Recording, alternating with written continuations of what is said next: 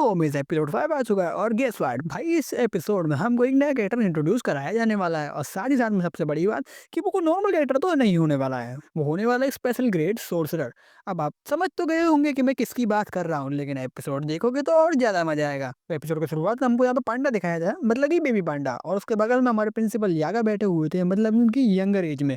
और उनसे कोई पूछता है कि यागा या कर ये चीज है क्या, क्योंकि कर्स टेक्निक से जो पपेट बनाए जाते हैं ना, उन्हें यूज करने के लिए यूजर का जो कर्स टेक्निक है ना उसे इस्तेमाल किया जाता है। लेकिन तुमने जो पपेट बनाया है ये चीज जिंदा है, उसके बाद में इसके पास खुद की कर्स एनर्जी है, और ये तुम्हारी बात तो सुनेगा सुनेगा, लेकिन इसके बाद खुद की विल है, मतलब खुद से भी कुछ भी कर सकता है ये। मतलब कि ये एक ऐसा पपेट है जिसके पास खुद का दिमाग है, और अगर तुमने इसे जानबूझ के बनाया तो मतलब समझ जाओ कि तुम इसकी खुद की पूरी एक आर्मी, पावरफुल आर्मी बना सकते हो।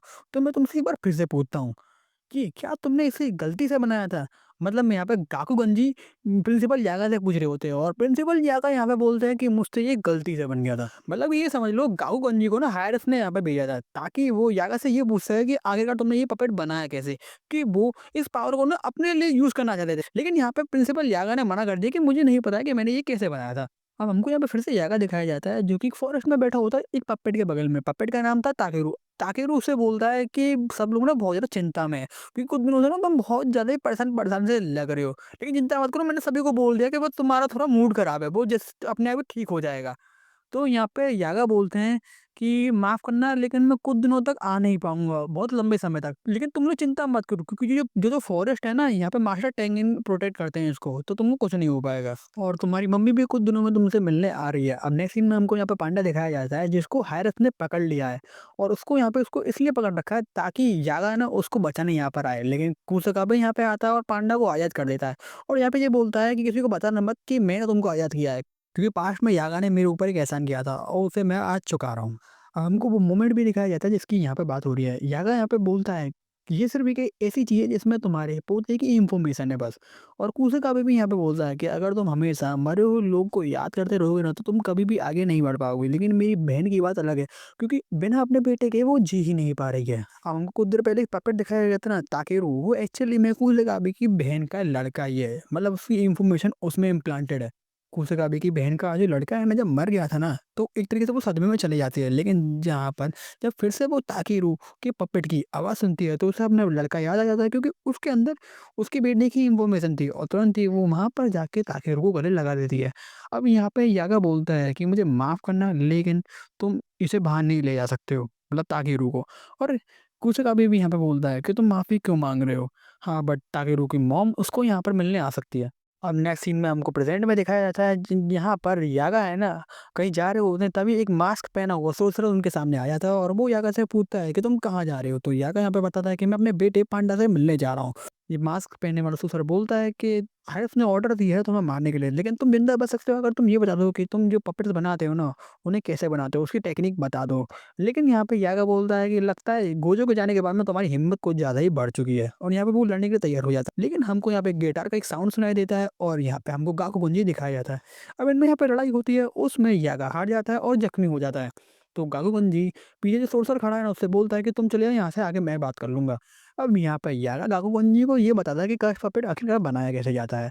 अब इसे करने के लिए जो इंसान मर चुका है ना उसकी सोल की जो इन्फॉर्मेशन है उसे कॉपी किया जाता है, और पपेट के जो कोर है ना उसमें डाला जाता है। लेकिन एक सोल से काम नहीं चलेगा, टोटली 3 सोल की इन्फॉर्मेशन डाली जाती है जो कि एक दूसरे को ऑब्जर्व करती है, और कुछ महीनों बाद वो पपेट तैयार हो जाता है। तो गाकुगंजी यहाँ पे बोलता है कि तुम मुझे अब ये बात क्यों बता रहे हो, तुम अगर पहले बता देते कि तो तुम जिंदा बच सकते थे। तो यागा यहाँ पे बोलता है कि ये एक श्राप है, और ये श्राप मैं अब तुम्हें दे रहा हूँ। अब यहाँ पे पांडा आ जाता है, लेकिन वो देखता है कि वो लेट हो चुका है, क्योंकि यागा तो अब मर चुका है। अब गाकुगंजी यहाँ पे तैयार हो जाता है ये सोच के कि पांडा उस पर अटैक करेगा, लेकिन उस पर वो अटैक नहीं करता और तुरंत जाके यागा को पकड़ लेता है। अब गाकुगंजी उससे पूछता है क्या तुम मुझसे नफरत नहीं कर रहे हो कि यागा को मैंने मारा है? तो पांडा यहाँ पे बोलता है कि नहीं, मैं इंसानों से नफरत नहीं करता हूँ, मुझे भी पता है कि तुम यागा के बहुत अच्छे दोस्त थे। मेरे लिए तुम एक हथियार हो जिसे हायरस ने यूज करके यागा को मरवाया है। लेकिन एक बात याद रखना कि मुझे भी दुख होता है। अब नेक्स्ट सीन में हमको मेगुमी और यूजी दिखाया जाता है जो कि मास्टर टेंगिन से बात कर रहे होते हैं। मास्टर टेंगिन उनको बता रहे होते हैं कि हकारी ना एक बिल्डिंग के नीचे अंडरग्राउंड में एक फाइटिंग क्लब चला रहा है, जहाँ पर लोग सोर्सरर्स की फाइट देखते हैं और वहाँ पर गैम्बलिंग करते हैं। अब ये लोग हकारी को लेने वहाँ पर चले जाता है, लेकिन बिल्डिंग्स के अंदर जाने से पहले ये लोग कपड़े चेंज कर लेते हैं, क्योंकि ये लोग नहीं चाहते हैं कि हकारी को पता चल जाए कि ये लोग जुजू आई से आए हुए हैं। क्योंकि हकारी ने ना जुत्सु हाई में हायर से लड़ाई कर ली थी, जिसकी वजह से उसको स्कूल से सस्पेंड कर दिया था। तो अगर हकारी को पता चल जाता ना कि ये लोग जुत्सु हाई से आए हुए हैं, तो वो शायद से भाग जाएगा यहाँ से।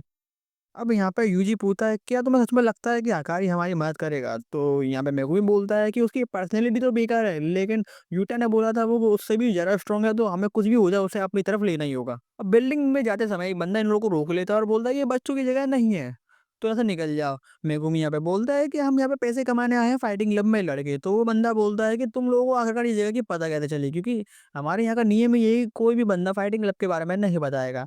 मेगुमी बताता है कि मेरी कुछ दिनों पहले की लड़ाई हुई थी जिसमें मैंने उस बंदे को मार दिया था। वो भी एक यहाँ का ही फाइटर है, उसने हमें इसके बारे में बताया था। अब उस बंदे को यहाँ पे कॉल आती है उसके बॉस की, और बॉस उनसे बोलता है कि हाँ परमिशन मिल चुकी है, तुम इन दोनों को अंदर जाने दे सकते हैं। लेकिन बॉस ने कंडीशन दी है कि यहाँ पे यूजी लड़ेगा। मेगुमी यहाँ पे बोलता है मनी मन में कि हाँ ये तो अच्छी है, क्योंकि यूजी है ना मुझसे अच्छा ही फाइटर है, तो ये अच्छा ही रहेगा। अब बाहर जाके ये लोग आपस में बात करते हैं कि यूजी है ना फाइट क्लब में फाइट करेगा और सभी लोग को इम्प्रेस करेगा, जिसके वजह से हकारी जो कि बॉस है यूजी को बुलाएगा और उससे यूजी की बात हो जाएगी। दूसरी तरफ से मेगुमी है ना बाहर से अंदर घुसने की कोशिश करेगा, और अगर इन लोगों का प्लान फेल हो जाता है ना, तो एक ही चीज़ है एंड में कि उनको यहाँ पर लड़ के सब कुछ करना होगा। लेकिन क्योंकि ये लोग यहाँ पे हकारी की मदद लेने आए हैं, तो अगर ये लोग लड़ते हैं तो शायद से मामला बिगड़ सकता है, तो ये लोग उस चीज़ को तो अवॉइड करना चाहते हैं। अब एक बंदा यूजी को यहाँ पे फाइट क्लब के नियम समझाता है कि तो तुम भाग नहीं सकते हो, और दूसरी बात यहाँ पे कर्स टेक्निक यूज़ नहीं कर सकते हो, क्योंकि जो सामने ऑडियंस बैठी है वो नॉर्मल ऑडियंस है, तो वो कर्स टेक्निक को देख नहीं सकती है, तो इससे अच्छा हाइप नहीं मिलेगा। यूजी पूछता है कि तुम्हारा बॉस कैसा है, और ये बंदा बोलता है कि तुम जैसे उससे मिलोगे ना तुम खुद समझ जाओगे। यहाँ पर दो तरीके के मैच होते हैं, एक तो फिक्स्ड मैच होते हैं और दूसरे होते हैं रियल मैच। और अगर तुमने इस मैच में अच्छा परफॉर्म किया, अच्छी फाइट की, तो बॉस तुझे खुद ही बुला लेंगे और तू उनसे बात कर लियो। अब यहाँ पे मैच शुरू होता है, यूजी का अपोनेंट है यहाँ पे पांडा, और दूसरी तरफ ऊपर हकारी भी ना कैमरा फुटेज में यहाँ पे इस फाइट को देख रहा था और बोल रहा था कि यार आजकल की जो फाइट है ना बहुत ज्यादा बोरिंग हो चुकी है, क्योंकि पांडा को वैसे भी कोई हरा नहीं पा रहा है। लेकिन दूसरी तरफ है ना यूजी और पांडा की जो लड़ाई थी ना वो अच्छी चल रही थी, इंटेंस चल रही थी, जिसमें यूजी पांडा को अच्छी टक्कर दे रहा होता है। हाँ वो बात अलग है कि यहाँ पे ये लोग एक दूसरे को जानते नहीं थे, वैसे एक्टिंग कर रहे थे एक दूसरे से लड़ने के लिए। और यूजी पांडा से पूछता है कि क्या तुम्हें हकारी मिला, और पांडा बोलता है नहीं। यूजी यहाँ पे पांडा को हरा देता है, जिसे देख के हकारी इंप्रेस हो जाता है और एक बंदे से कॉल करके बोल देता है कि यूजी को ऊपर बुला लो। अब इस चीज को ना यहाँ पे मेगुमी सुनना होता है, और वो पांडा से बात करने चले जाता है। पांडा यहाँ पे बताता है कि उसने हकारी से बात करने के लिए कई बार कोशिश की है, वो अपने ऑफिस में ही रहता है, तो कई बार उसने ऑफिस में जाने की कोशिश करी है, लेकिन वो जब भी ऑफिस में जाने की कोशिश करता है ना वो जा ही नहीं पाता है, शायद से ये कियारा की कर्व टेक्निक की वजह से। मेगुमी यहाँ पे पूछता है कियारा तो एक लड़का था ना, तो पांडा बोलता है हाँ वो एक लड़का ही था है। मेगुमी यहाँ पे पूछता है क्या उनका प्लान सक्सेस हो पाएगा, और पांडा बोलता है कि यूजी की जो पर्सनैलिटी है ना वो हकारी को जरूर पसंद आएगी, लेकिन यहाँ पे प्रॉब्लम ये है कि यूजी को ना झूठ बोलना नहीं आता है, मतलब इस तरीके से वो झूठ बोल ही नहीं पाता है, तो कहीं ये प्लान फेल नहीं हो जाए। तो ये लोग प्लान बनाते हैं कि यूजी जैसे ही हकारी के ऑफिस में पहुंच जाएगा ना, ये लोग सभी गार्ड्स को सुला देंगे, लेकिन हाँ कियारा अभी भी इनके लिए एक बहुत बड़ी प्रॉब्लम है। अब यहाँ पे यूजी अपने कई मैचों को जीत चुका है, तो हकारी उसको ऊपर बुला लेता है बात करने के लिए, और उससे पूछता है ऑफिस में जाने के बाद में कि अगर तुम 1 घंटे में 10,000 येन कमाओ तो क्या तुम उस ऑफर को लेना चाहोगे? तो यूजी बोलता है ये तो काम पे डिपेंड करता है, तो पहले मुझे बता काम क्या है? तो यहाँ पे हकारी बोलता है कि अगर वो तुम्हें जानना हो तो तुम्हें 20,000 भी देने पड़ेंगे। एंड यूजी बोलता है यार ये तो स्कैम है। तो हकारी बोलता है हाँ तुमने बिल्कुल ठीक कहा, ये स्कैम है। ये एक फेमस स्कैम है जिसमें लोग अमीर होने का नाटक करते हैं और बोलते हैं अगर तुम भी अमीर होना चाहते हो ना तो मेरा कोर्स खरीदो, और ये जानने के बाद में भी कि ये स्कैम है कई लोग फंस भी जाते हैं। एंड इसका रीजन ये है, सभी लोगों के अंदर एक आग होती है अमीर बनने की, अपनी जिंदगी बदलने की, और साथ ही साथ में प्यार में भी वो आग होती है।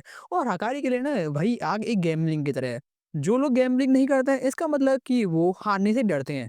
अब हकारी क्या चाहता है पता है? हकारी अपने फाइट क्लब को ना पूरी दुनिया में फैलाना चाहता है, और सभी लोगों की आग को अपने कंट्रोल में रखना चाहता है। अब सभी लोगों को कर्स पीरियड के बारे में तो पता चल ही चुका है, और साथ ही साथ में जूसू सोर्सर है ना उनकी भी कमी चल रही है, तो ये ही बेस्ट मौका अपने फाइट क्लब को आगे बढ़ाने के लिए। तभी ना हकारी को यहाँ पे कॉल आने लग जाता है, लेकिन वो कॉल को अटेंड नहीं करता है। और यूजी से पूछता है को ठंडा पीना चाहोगे? यूजी बोलता है कुछ भी चलेगा लेकिन दारू नहीं पीऊंगा मैं। तो हकारी पूछता है तुम्हें पता है सातोरू कोजो भी ना दारू नहीं पीता है, और यूजी बोलता है सातोरू कोजो वो कौन है?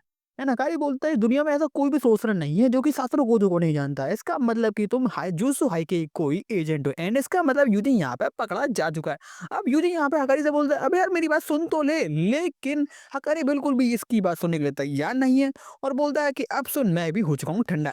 अब मेगुमी और यूजी हकारी को पटा पाएंगे कि नहीं, या फिर हकारी इन लोगों को हायर्स के हवाले कर देगा और पांडा अपने फादर का बदला ले पाएगा कि नहीं, ये सब आपको सीरीज के आगे पता चलेगा। इसी के साथ में मेरी वीडियो खत्म होती है। और अगर आप लोगों को वीडियो पसंद आए तो वीडियो को लाइक करें, चैनल को सब्सक्राइब करें। मैं मिलता हूँ आपको नेक्स्ट वीडियो में, तब तक के लिए सायोनारा।